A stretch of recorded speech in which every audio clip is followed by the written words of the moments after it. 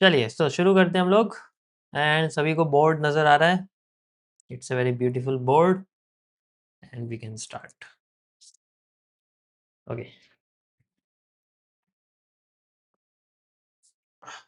मेरे होते हुए ऐसा हो ही नहीं सकता किसी लोगों को समझ में ना आए। तो कल मैंने आप लोगों को एक बेसिक अंडरस्टैंडिंग बताई थी कि क्या क्या मेन चीज़ें हैं, ठीक है? तो अब चार्ट पे फोकस करना, मेरे वेबकैम पे कम तो ज़्यादा अच्छा रहेगा। So the main thing is we are starting MMC phase 1। Okay, तो जो नहीं है उनको मैं ऑलरेडी बता दूं। MMC means mirror market concept. ये मेरा अपना बनाया हुआ है। छोड़ो यार, तुम कॉन्सेप्ट पे ध्यान दो, ये सब छोड़ो। अब तो बहुत लोग ही पढ़ा रहे हैं, पढ़ा क्या रहे हैं, बस लिख रहे हैं। सो the main thing is phase 1। अब ये फेजेस क्या है? देखो, इसके अंदर मैंने टोटल बहुत फेजेस बनाए हुए हैं, लेकिन मैंने पब्लिक ओनली करे हुए हैं 24। याद रखना, ओनली 24, क्योंकि ये काफ़ी होते हैं पूरी मार्केट की अंडरस्टैंडिंग रखने के लिए। देखो, आपको सिर्फ ट्रेडिंग करनी है तो you need only liquidity sweep, AQFL, reversal area, positive pattern, bearish pattern and 1% risk, capital, that's it. इसके अलावा कुछ करने की जरूरत नहीं। बट अगर हम जब एनालिसिस की बात करते हैं, you need everything to know क्या है, क्यों है, कब से है, कहाँ तक है, कैसे है। ये सब जानने के लिए आपको डीप में पढ़ना पड़ेगा अगर चाहते हो, ठीक है? Got it? समझ आया? जितना ईमानदारी से आप नॉलेज गेन करोगे, वो नॉलेज हर जगह काम आएगी। जब आप एनालिसिस करोगे या कहीं काम करोगे, किसी भी जगह, सब जगह काम आएगी। मैं यहाँ बैठा हूँ ना, तो मैं जो है कुछ, मतलब मैं क्या बोलूँ, मैं बेवकूफ़ बना के नहीं बैठा हुआ यहाँ पर किसी का, किसी भी ऑडियंस का। बिकॉज आई नो थिंग्स कि $10 से कैसे $1000 आप बना सकते हो। आई नो थिंग्स कैसे $100 से आप $1000 बना सकते हैं। Capital is not the problem, acceptance is the problem, ठीक है? यहाँ जितने भी लोग बैठे हैं सब अच्छे हैं। Everyone is good, everyone is perfect, ठीक है? तो बस यही चीज़ अपने पास रखो कि अगर मुझे आप 2200-2300 लोगों के अंदर कॉन्फिडेंस है सबके अंदर, तो आपको भी अपने अंदर खुद से कॉन्फिडेंस मानना पड़ेगा कि हाँ यार, कोई सामने वाला कह रहा है, ठीक है? बस ये सोचो कि मैं जस्ट एक नॉर्मल पर्सन आपसे कह रहा हूँ कि आप कॉन्फिडेंट हो, आप ये चीज़ कर सकते हो, ठीक है? तो आप खुद को भी ये मानो कि हाँ चलो, वो कह रहे हैं छोड़ो, मैं खुद को ही मान लेता हूँ कि मैं तो कर ही सकता, ठीक है? एक बार को मेरी बात मानो ना मानो, अपनी तो मान लो, okay? So the main thing is 24 phases are life, और हर फेज के अंदर एक अलग मीनिंग है, ठीक है? तो पहले हम लोग इसके अंदर कुछ चीज़ों के बारे में पढ़ेंगे। हाउ वी कैन स्टार्ट, ये क्या है? देखो, ये कॉन्सेप्ट मैंने बनाया था। ये कॉन्सेप्ट होता है जिसके अंदर मल्टीपल चीज़ें होती हैं। एनालिसिस होती है, ट्रेडिंग होती है, मैनेजमेंट होता है, ग्रोथ होती है, डेवलपमेंट होती है, रिसर्च होती है, हर एक चीज़ होती है, ठीक है? तो कॉन्सेप्ट के अंदर सबसे ज़्यादा ये आता है। जब हम स्ट्रेटेजी की बात करते हैं, स्ट्रेटेजी होती है जो हम किसी पर्टिकुलर चीज़ में यूज़ करते हैं। कोई एक चीज़ स्ट्रेटेजी होती है, बहुत सारी चीज़ें कॉन्सेप्ट होते हैं। जैसे मैं बोलूँ ट्रेंड लाइन है, मैं सिर्फ ट्रेंड लाइन यूज़ करता हूँ, तो trend line is my strategy. But मैंने बोला कि मैं ट्रेंड लाइन यूज़ करता हूँ कभी कभी, मैं स्ट्रेट लाइन यूज़ करता हूँ कभी कभी, मैं फिबोनाची यूज़ करता हूँ कभी कभी। तो अगर मैं एक से ज़्यादा स्ट्रेटजीज़ की बात करता हूँ तो उन्हें हम लोग कॉन्सेप्ट बोलते हैं। तो अब मैं बोलता हूँ क्या ये किसी चीज़ के अंदर आते हैं जो ट्रेंड लाइन यूज़ कर रहा हूँ, या तो हाँ, ये प्राइस एक्शन के अंदर आते हैं। The price action is the concept and trend line is a strategy, resistance is a strategy, ठीक है? Support is a strategy, EMA is a strategy, ठीक है? तो इस तरीके से इंडिकेटर, हर एक इंडिकेटर एक स्ट्रेटेजी होता है, कॉन्सेप्ट नहीं होता। जब आप सारी की सारी चीजें मिला दोगे then it will become a concept, okay? So यहाँ पर एक प्रोसेस है। प्रोसेस इस तरीके से होता है कि जैसे मान लीजिए आपके पास में कुछ चीज़ें हैं, जिनकी मदद से आप प्राइस को ऊपर नीचे होते देखते हो किसी भी चीज़ के बारे में, ठीक है। तो यहाँ पर हम लोग यूज़ करते हैं एक ऐप जिसको हम लोग बोलते हैं ट्रेडिंग व्यू। बिगिनर्स के लिए भी मैं बता रहा हूँ, ध्यान रखना, जिनको पता है it's okay. This is used for everything. ध्यान से सुनना, मैं जो बता रहा हूँ मैंने क्या बोला, मैंने अपग्रेड किया है अपने सारी चीज़ों को, तो जो मैं बता रहा हूँ वो आपको पेड में भी नहीं मिलेगा, मेरे पढ़ाने के बाद आ जाएगा वो, पर मेरे अब जो मैं बता रहा हूँ ये पेड में भी नहीं है। क्योंकि इसके अंदर मैं फ्यूचर्स भी कवर करूंगा, चाहे वो कुछ भी हो। ट्रेडिंग व्यू इट मीन्स यहाँ पर आपको दुनिया के सारे एसेट्स मिल जाएंगे ट्रेड करने के लिए, जिनमें हम बाय भी कर सकते हैं, सेल भी कर सकते हैं, हर एक चीज़ हम लोग कर सकते हैं। बट यहाँ पर आपको लिमिटेड चीज़ें मिलेंगी। यहाँ पर आपको मिल सकते हैं मेनली स्टॉक्स लिमिटेड। ध्यान से सुनना मैंने क्या बोला, LMD अगर मैं लिख रहा हूँ तो इसका मतलब है limited. Next like forex pairs, forex market आपको मिल जाएगी, पूरी की पूरी मार्केट आपको मिल जाएगी, यू कैन सी, ठीक है। नेक्स्ट यहाँ पर आपको नॉर्मली कुछ लिमिटेड इंडेक्स मिल सकते हैं, लिमिटेड इंडेक्स मिल सकते हैं। अभी इंडेक्स स्टॉक क्या होते हैं, फॉरेक्स क्या होते हैं, इसके बारे में, ठीक है, वो मैं आपको बताऊंगा आगे, ओके।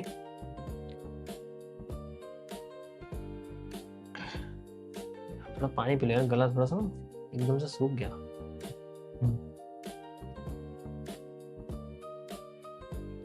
भाई देखो, जिसको नहीं सुनना मत सुनो, मुझे कोई फर्क नहीं पड़ता, मेरा फिर भी बनेगा, ठीक है, तो उसकी टेंशन आप मत लो।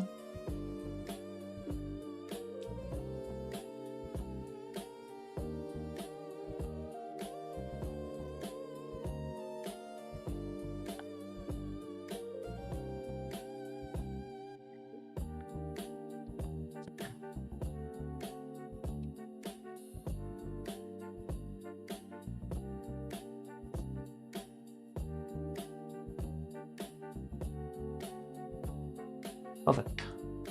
सो ये सारी चीज़ें इसमें मेनली मिल जाती हैं। नेक्स्ट आता है, ये यूज़ होता है जनरली इन सब। फॉरेक्स मतलब वो चीज़ें जिनके अंदर आपके दो कंट्री के पेयर्स होते हैं, कंट्री, ठीक है, एंड कंट्री, ध्यान रखना, कंट्री एंड कंट्री। स्टॉक्स मतलब ये होता है आपका जनरली किसी भी कंपनी, कंट्री, ये चीज ध्यान रखें जो मैं बता रहा हूं। इंडेक्स भी आपका होता है group of companies, group of companies, country. अब ये कंट्री का मतलब क्या है, लास्ट में जो कंट्री है this is the last way, ठीक है। तो कंट्री मतलब एक कंट्री, जैसे कोई भी एक कंट्री आप बोलो, सभी लोग कोई भी एक कंट्री आप बोलो अपनी मर्जी से, बताओ कोई भी एक कंट्री बोलो जो बड़ी है, जो पावरफुल है, उस कोई भी एक कंट्री का नाम बोलो, कोई भी एक कंट्री का नाम बोलो।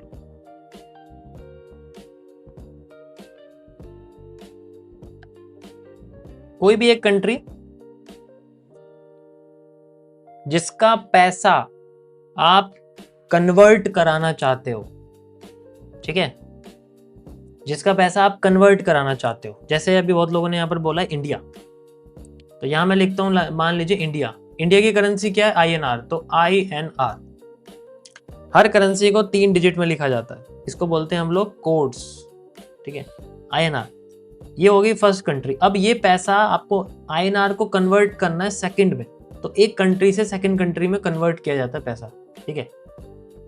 तो जब ये एक कंट्री से दूसरी कंट्री में पैसा जाता है, इसको बोलते हैं रेमिट करना, रेमिटेंस, ठीक है। और जब ये बाहर जाता है तो उसको बोलते हैं फॉरेन रेमिटेंस, ठीक है, आउटवर्ड रेमिटेंस, इनवर्ड, थोड़े बैंकिंग वर्ड, इसको छोड़ो। तो यहाँ अब दूसरी कंट्री क्या लेना चाहते हो, किस कंट्री में आप इसको कन्वर्ट करना चाहोगे, बताओ किस कंट्री में आप इसको कन्वर्ट करना, किस कंट्री में, किस करेंसी में कन्वर्ट करना चाहते हो। डॉलर, ठीक है, तो डॉलर को हम लोग बोलते हैं USD, तो आप चाहते हो कि मैं INR को USD में कन्वर्ट कर दूं, तो आपको इसका एक प्राइस चाहिए। तो INR को USD में कन्वर्ट करने के लिए यू नीड ए प्राइस। आपको कितने पैसे कन्वर्ट करने पड़ेंगे कन्वर्ट करने के लिए? समझ आया?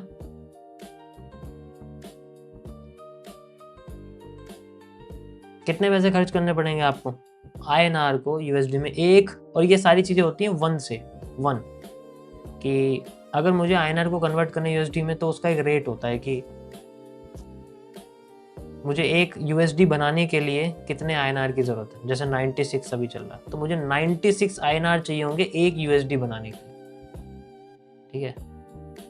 सो this is called a foreign exchange market, forex. और इसका प्राइस जब 96 से 94 होता रहता है, 92 होता रहता है, 91 होता रहता है, तो हम इसके प्राइस पे ट्रेड करते हैं। जब ये ऊपर जा रहा होता है तो हम बाई में भी कर सकते हैं, जब ये नीचे जा रहा है तो हम सेल में भी कर सकते हैं। इसके प्राइस के बढ़ते हुए में भी कर सकते हैं, इसके प्राइस के गिरते हुए में भी कर सकते हैं। दोनों साइड में हम लोग ट्रेड कर सकते हैं। और ये ट्रेड कैसे करोगे आप? You can trade this pair with the help of A broker.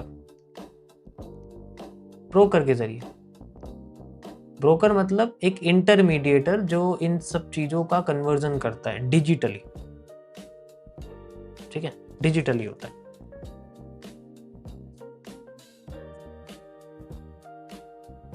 और ये चीजें लीगल होती हैं, तो we need a legal broker, जैसे कि कोई भी एक फॉरेक्स ब्रोकर जो ये सब चीजें कर सके। तो ये लीगली करते हैं, everything is legal, KYC registered, वो सारी चीज होती है, वहां पर आपको मिलेगा, ठीक है। किसी भी जगह पर आपको ऐसे पेयर नहीं मिले, जैसे ये हाईली कंट्रोल्ड एसेट है। इसी तरीके से कई सारे पेयर, जैसे USD JPY जापान की करेंसी है, USD CHF, ठीक है। इस तरीके से कई सारी करेंसी ये होती है, ठीक है। इनमें हम लोग ट्रेड कर सकते हैं। अब इनमें नहीं कर सकते, उसमें वॉल्यूम थोड़ा कम होता है, इनमें वॉल्यूम अच्छा होता है, चार्ट अच्छे चलते हैं, तो ये चीज़ें। समझ आया? परफेक्ट, बहुत सिंपल है। एक बेसिक चीज़ है जो सबको पता होनी चाहिए, ठीक।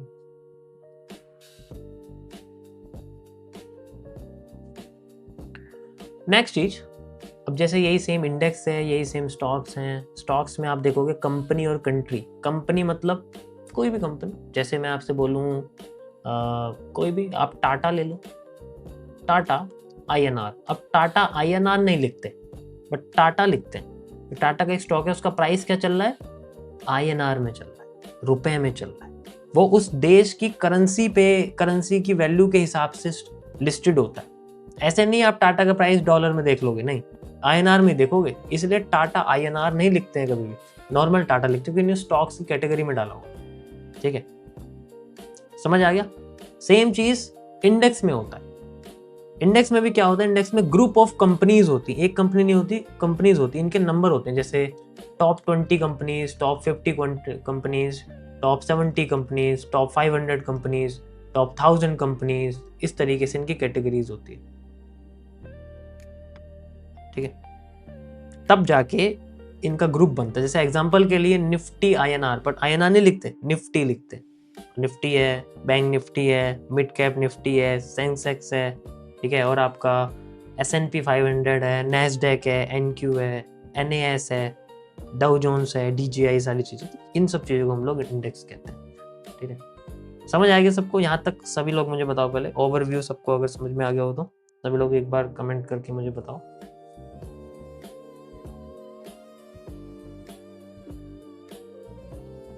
ठीक है, perfect. So this is the main thing.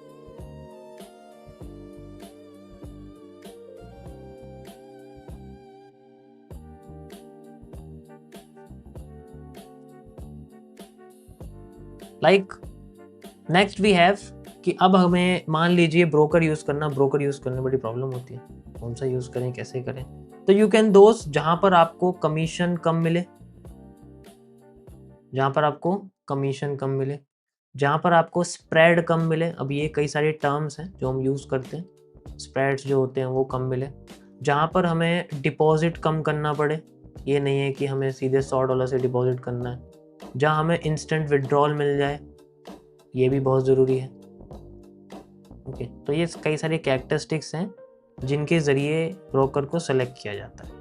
ठीक है, पहले एक्सएनएस हुआ करता था, बड़ा अच्छा था, मतलब जब तक वो इंडिया से नहीं गया था तो उसमें काफ़ी अच्छा ये सारे फीचर होते थे। कमीशन भी बहुत कम था, स्प्रेड तो था ही नहीं, वो ना के बराबर, डिपॉजिट भी बहुत कम, $1 भी डिपॉजिट हो जाता था। ठीक है, विड्रॉल भी निकल जाता था, बट इट्स ओके, कुछ चीज़ें टाइम के साथ होती हैं।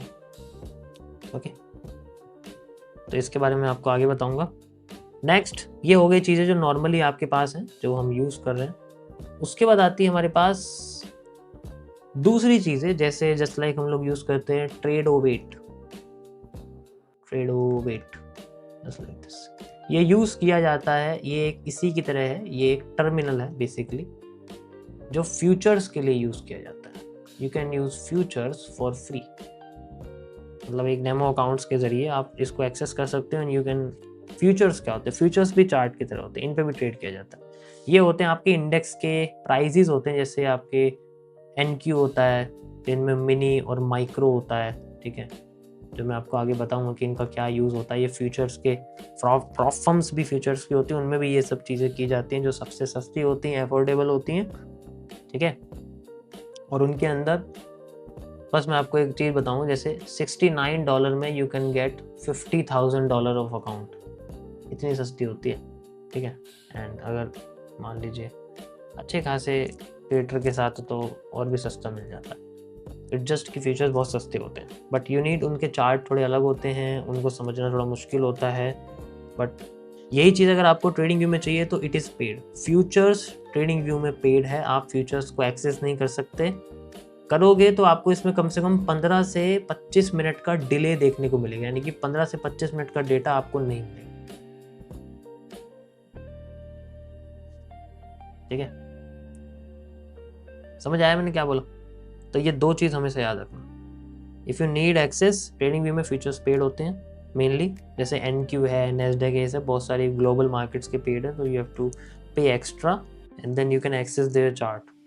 बट अगर आप ट्रेडोवेट वगैरह ये चीज़ें डायरेक्टली नहीं यूज़ कर सकते, इनके साथ हमें एक डेमो ब्रोकर चाहिए होता है जो एक्सेस करने के लिए हेल्प करता है। ठीक है, ऐसे और भी हैं, जैसे वेल चार्ट्स है, रिदमिक है, बट ये थोड़े पेड होते हैं। उसके बारे में आपको फ्यूचर्स की साइड बताऊंगा, जैसे जैसे हम लोग कैपिटल FTC के अंदर हम लोग जाएंगे, फेयर ट्रेडिंग कॉन्सेप्ट के अंदर, वहाँ पर ये सारी चीज़ें मैं आपको एक्सप्लेन कर दूँगा। ठीक है, जैसे XM है, XM is a good broker जो इसमें यूज़ कर सकते हैं हम लोग।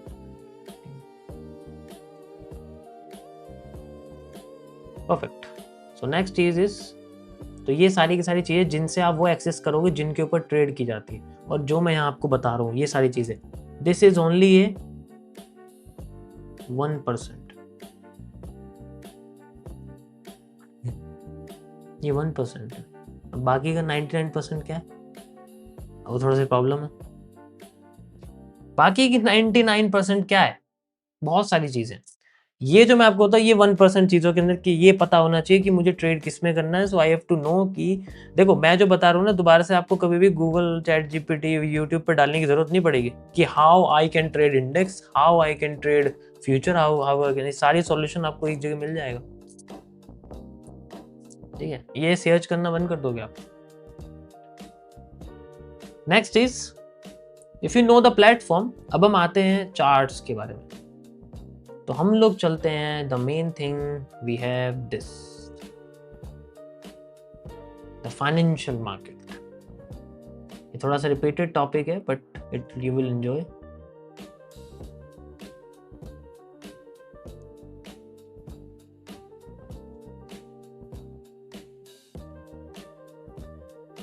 Financial market one of the best, क्योंकि इसके अंदर you will learn everything about charts.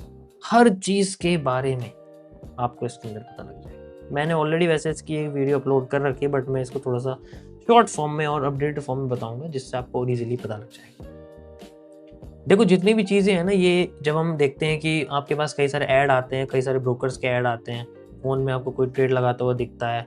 ठीक है, एंड बहुत सारी चीज़ें हैं जो लोग करके दिखाते हैं। ये मतलब MT5 वगैरह क्या होता है, ये सारी चीज़ें कैसे ट्रेड की जाती है, क्या ये सही भी है करना, क्या ये सही नहीं है, लीगल क्या है, इलीगल क्या है, ठीक है, कितना अमाउंट लीगल है, कितना अमाउंट लीगल नहीं है, और क्या हमें इंडिया में रह के हम कर सकते हैं, क्या हम उस कंट्री में रह के कर सकते हैं, क्या हम यूएस में रह के कर सकते हैं, या हम दुबई जाना पड़ेगा। ये बहुत सारी चीज़, सवालों के जवाब मैं दे करके इसमें आपको देता रहूँगा। ठीक है, कि एक नॉर्मल लिविंग के लिए ठीक है, या फिर थोड़ा और बड़ा बनाना उसके लिए अलग करना पड़ता है, क्या रोडवेज हैं, क्या पाथवेज हैं, यू विल गेट एवरीथिंग। ठीक है, तो सबसे बड़ा डर लोगों को ये लगता है कि फाइनेंशियल मार्केट में थोड़ा बहुत ग्रे एरिया है फॉरेक्स की तरफ। तो मैं आपको पहले ब्लू और ग्रे जोन्स के बारे में बताता हूँ। This is a grey zone, ध्यान से देखना मैं जो बता रहा हूँ। ग्रे जोन्स वो है जिसका सरकार के पास कोई जवाब नहीं है। मतलब सरकार कहती है कि भाई ये एक नॉर्मल इनकम है, ठीक है, ये जस्ट एक नॉर्मल इनकम है, तो आपको इसको इनकम स्लैब के हिसाब से टैक्स देना पड़ेगा। Just 30% you have to give when you trade on this, when you make profit. Loss पे कोई रिकवरी नहीं है। If you have profit then you have to give tax 30% आपको वापस देना पड़ेगा। आपने 100 से 30 बनाए, you will have to give.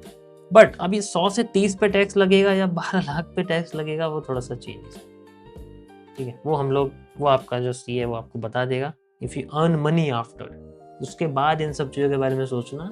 When you cross a normal tax slab amount, उससे पहले ये दिमाग से बात निकाल। मतलब अगर हर महीने 1 लाख रुपए बना दिए ट्रेडिंग से तो कुछ नहीं करना। उसके बाद देखना जब ज़्यादा बन जाए, 1 से 1.5 हो जाए ना, then you have to worry कि अब मुझे क्या करना है। Then there are lot of CA, आराम से हायर हो जाएगा, यू कैन लर्न। ठीक है, आराम से, कोई प्रॉब्लम नहीं है। तो ग्रे जोन्स की अगर हम बात करें, कुछ चीज़ें होती हैं जैसे अभी मैंने आपको इन सब चीज़ों के बारे में बताया। अब इनको कैसे समझोगे आप, पहले मुझे ये बताओ, क्योंकि मैं टॉपिक को शुरू करने से पहले टाइम वेस्ट नहीं करूँगा किसी का, क्योंकि बहुत लोग यहाँ नए हैं, बहुत ज़्यादा लोग पुराने हैं। बस यही मैं रेशियो देखना चाहता हूँ कि कितने लोग यहाँ पर ऐसे हैं जिनको इसके बारे में बहुत कम पता है, जिन्होंने एमएमसी का पेड कंटेंट नहीं लिया है, और जिन्हें इन सब चीज़ों के बारे में बहुत कम पता है, जिन्होंने कभी सुना नहीं है ये, वो लोग मुझे बताओ पहले कितने लोग हैं यहाँ पर। अगर रेशियो ज़्यादा है then I will start.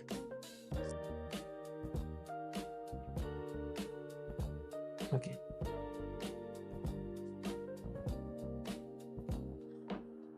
Perfect.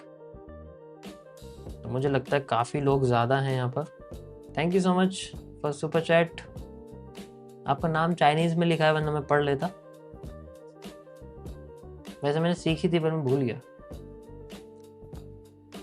अभी थोड़ा ध्यान मेरा नहीं है। ओके, तो बहुत सारे लोग हैं आई थिंक। ओके, कोई बात नहीं, हम लोग शुरू करेंगे दोबारा से। The financial market, grey Jones.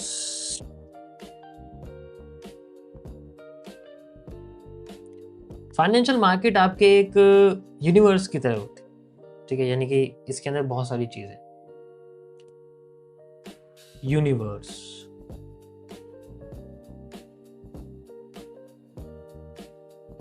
Universe के अंदर बहुत सारे गैलेक्सी हैं। उसमें से एक गैलेक्सी है जिसको हम लोग बोलते हैं मिल्की वे, जो हमारी है, ठीक है। We say it as a Milky Way galaxy, ठीक है।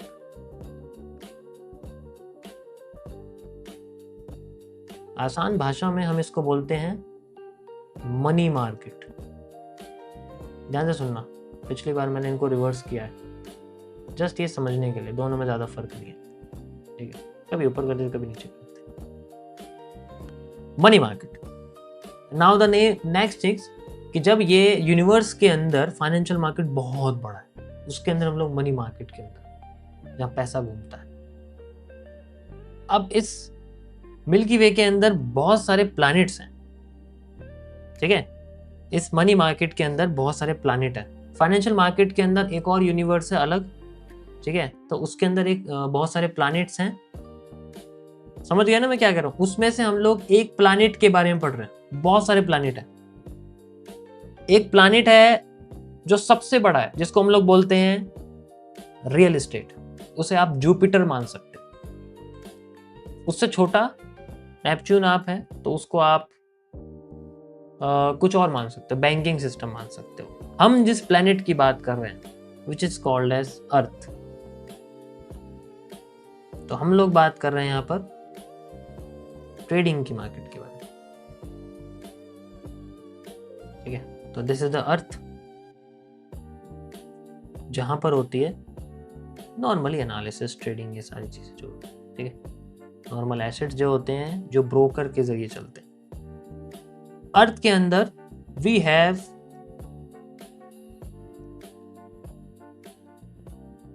कॉन्टिनेंट्स, ठीक है। अर्थ के अंदर बहुत सारे कॉन्टिनेंट्स हैं। जैसे सबसे बड़ा कॉन्टिनेंट कौन सा है? एशिया। एशिया सबसे बड़ा कॉन्टिनेंट है, सबसे बड़ा कॉन्टिनेंट है। तो एशिया के अंदर हम लोग रखते हैं फॉरेन एक्सचेंज मार्केट को, forex. It is one of the biggest. उसके बाद हम लोग आते हैं नॉर्मली ऑस्ट्रेलिया। मान लीजिए next continent is Australia. Australia होता है ना कॉन्टिनेंट या कंट्री है? ऐसे ही है भाई, मुझे बता देना। मैं थोड़ा कॉन्टिनेंट में ना, मैं सेकंड क्लास में पढ़ा है, उसके बाद फिर मुझे याद नहीं है कॉन्टिनेंट के बारे में।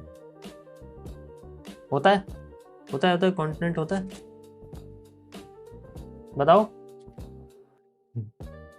दोनों है, नहीं होता? यस,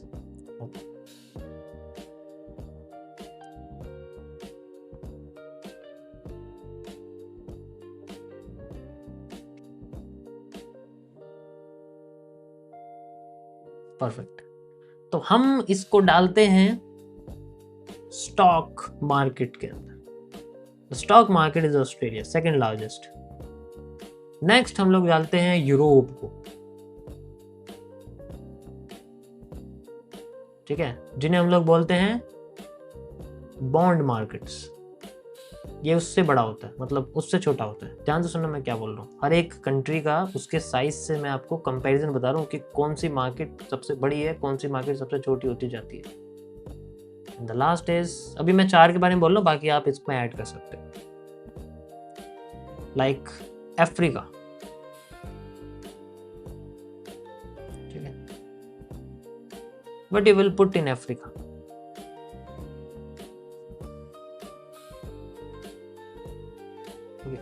अफ्रीका में क्या पुट करना चाहोगे? और कौन सी मार्केट होती है? फॉरेक्स भी हो गई, स्टॉक मार्केट भी हो गई, बॉन्ड मार्केट भी हो गई, crypto currencies, crypto markets,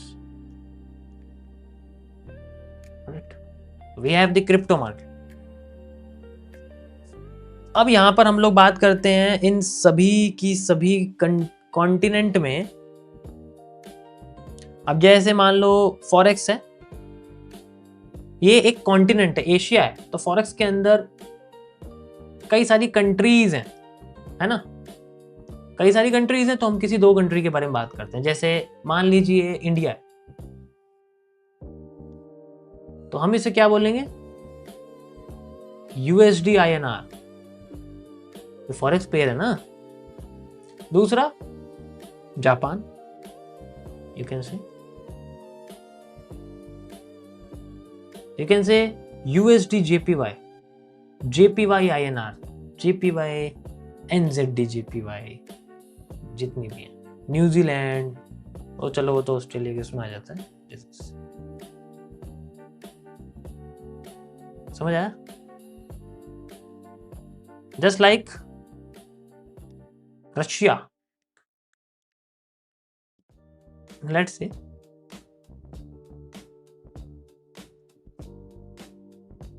we have Russia.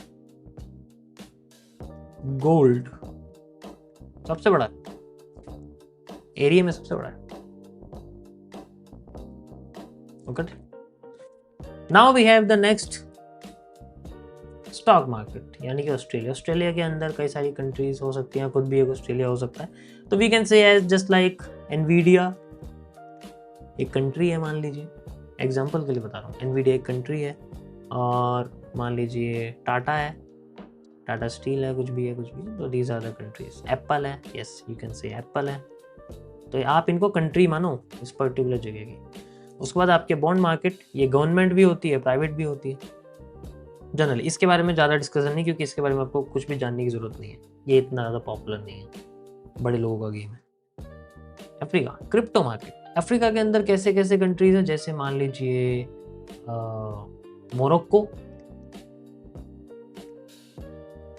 We can say Morocco, but like Solana, Sol USDT, Solana एक कंट्री। नेक्स्ट वी कैन से एक जगह को हम देख लेते हैं, जस्ट लाइक एक जगह लाइक केप टाउन,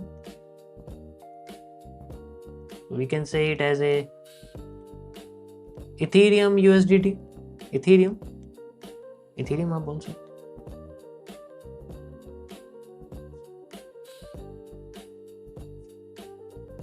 अब ये जितनी भी कंट्रीज हैं, चाहे वो आपकी रशिया हो, रशिया में क्या बोलोगे आप, रशिया नहीं बोलोगे। सेम चीज इंडिया में आप हिंदी बोलोगे, या बहुत सारी लैंग्वेज है इंडिया में, तो सारी लैंग्वेज बोलते हैं। जापान में आप जापानीज बोलोगे, ऑस्ट्रेलिया में आप ऑस्ट्रेलियन इंग्लिश बोलोगे, और भी कई सारी लैंग्वेज बोलोगे। यूरोप में आप यूरोपियन बोलोगे, जर्मन, फ्रेंच, इसमें तो बहुत सारी है, पॉलिश, बहुत सारी लैंग्वेजेस हैं, ठीक है। अब आप अफ्रीका में जाओगे, वहाँ मोरक्को में थोड़ी बहुत मोरक्कन बोलोगे, केप टाउन में थोड़ी बहुत अफ्रीकन इंग्लिश बोलोगे, ठीक है, कुछ युगेंडियन बोलोगे, एवरीथिंग। बट हर जगह पर आप एक लैंग्वेज यूज कर सकते हो, it is known as the universal language, ठीक है। और वो जो यूनिवर्सल लैंग्वेज है वो कौन सी है, जो सभी की सभी कंट्रीज में यूज होती है। मैं रशिया जाऊँ, इंडिया जाऊँ, जापान जाऊँ, ऑस्ट्रेलिया जाऊँ, यूरोप जाऊँ, अफ्रीका जाऊँ, मोरक्को जाऊँ, केप टाउन जाऊँ, कहाँ, कौन सी एक लैंग्वेज है जो इन सारी की सारी कंट्रीज में, जो इन सारी की सारी लोकेशन पे यूज हो सकती है, that is English. English can be used, is a way of communicating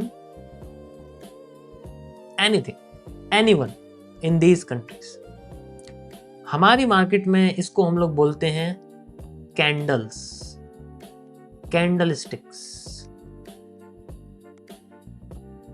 ये उन लैंग्वेजेस में से है जो आपके ट्रेडिंग व्यू में लिस्टेड रहती है, like line chart, bar chart. क्या बार चार्ट यूज करते हो, क्या लाइन चार्ट यूज करते हो? कभी किसी ने बताया, किसी यूट्यूबर ने बोला लाइन चार्ट यूज करो, ठीक है।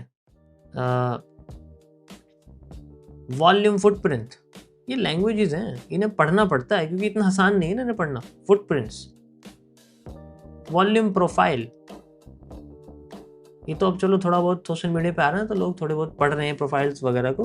हाइकेनाशी,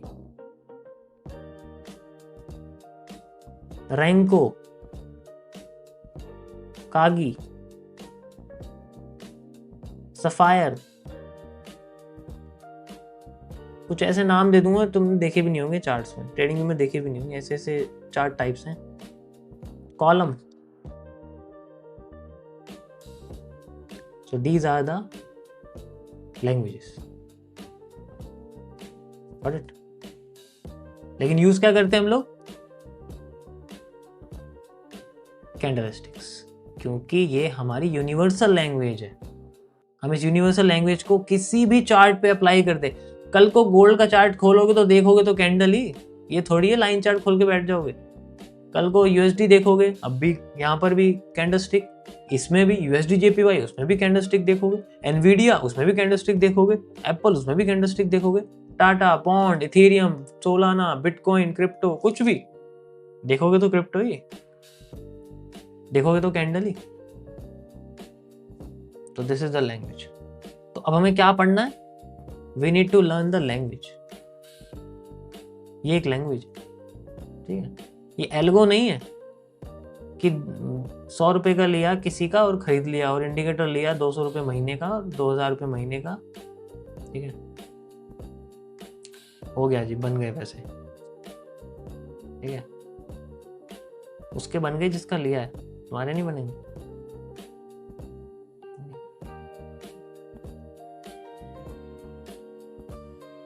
समझ आया?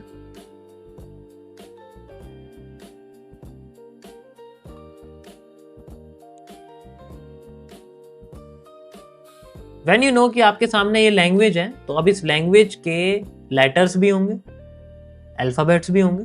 तो जैसे हमारे इंग्लिश में अल्फाबेट्स हैं लाइक ए, बी, इस तरीके से, ऐसे ही हमारे कैंडलस्टिक्स के अल्फाबेट हैं, हैमर, बट इन्हें हम शेप्स में रिकॉग्नाइज करते हैं, नेम्स में नहीं करते। Hammer, you can say it as this candle is known as the hammer, it is recognized by its shape. Hanging man, red colour की होती है, ठीक है। मारगोजू, तो these are the alphabets. अब इनको कंबाइन कर दोगे, you will have a word, 2-digit word like is, am, ठीक है। तो ये सारे के सारे आपके वर्ड्स बन जाते हैं। यहां हम बोलते हैं इनको 2CP modules, like bullish engulfing, like bearish engulfing. समझ आया? सेम तरीके से जब इन वर्ड्स को हम कंबाइन करते हैं, वी हैव ए सेंटेंस, ठीक है। जैसे चलो किसी का नाम मैं यहाँ लेता हूँ, किसी का भी यहाँ ले लेते हैं, लेट्स से वंश, तो लिख दीजिए वंश is a good trader and analyst. Okay. So we have this a line. हम अपने चार्ट पे इसको कैसे पढ़ते हैं? ये एक सेंटेंस बन गया। इसी तरीके से आपके जैसे 2 वर्ड हैं, 3 वर्ड हो जाएंगे, आर, यू, तो यहां पर भी आप इनको 3 में 3 मॉड्यूल्स में यूज कर सकते हो। मैं 3 module, just like morning star, evening star, 3 black crows, 3 white soldiers, ठीक है, 3 काले कौए। समझ आया? अब अगर इन वर्ड से मिलके सेंटेंस बनता है तो वो ऐसा दिखाई देता है, ठीक है। और यहां हमारा क्या दिखता है? वी हैव ए चार्ट, और उनको हम लोग बोलते हैं चार्ट पैटर्न्स। जैसे जो आज मैंने एक वर्ड यूज किया एलिप्स, वो कई सारी कैंडल से मिलके बनता है, ठीक है।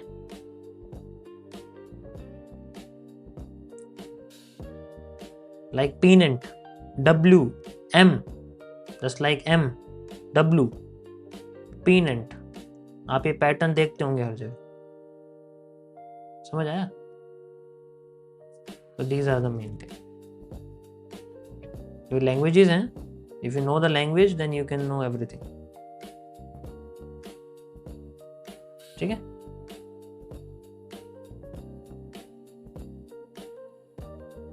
अब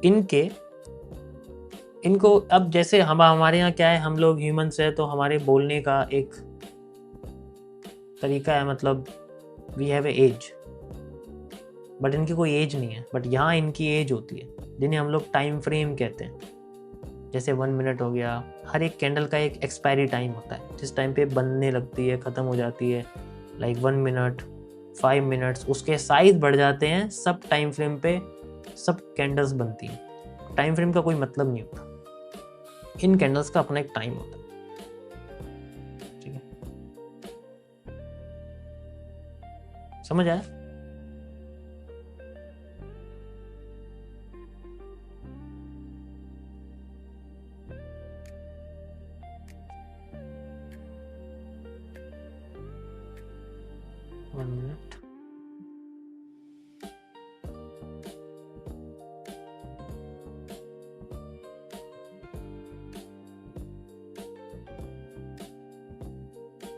दिस इज इट।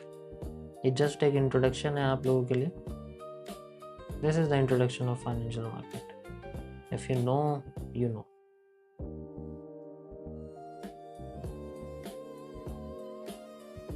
ये आज का टॉपिक, थोड़ा सा पुराना, थोड़ा सा नया। मैंने कुछ चीज़ें चेंज करी है। I added the futures and also some other stuffs. ये चीज़ें, कुछ चीज़ें पुरानी है, and then the thing is futures नया है, उसका ये अपनी अलग दुनिया, ठीक है। ब्रोकर आप पूछ रहे थे, you can use XM, XM use कर सकते हो, अच्छा ब्रोकर है, ठीक है, बट वही जो थोड़ा सा बाहर रहते हैं, या मैंने डिस्क्रिप्शन में डाला हुआ, देख सकते हो वहाँ से।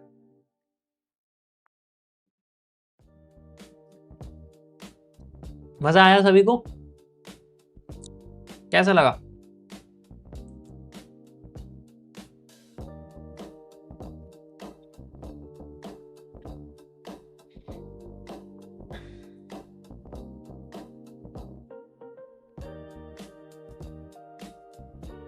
Perfect, thank you so much, thank you, like कर देना यार, थोड़ा अच्छा लगेगा।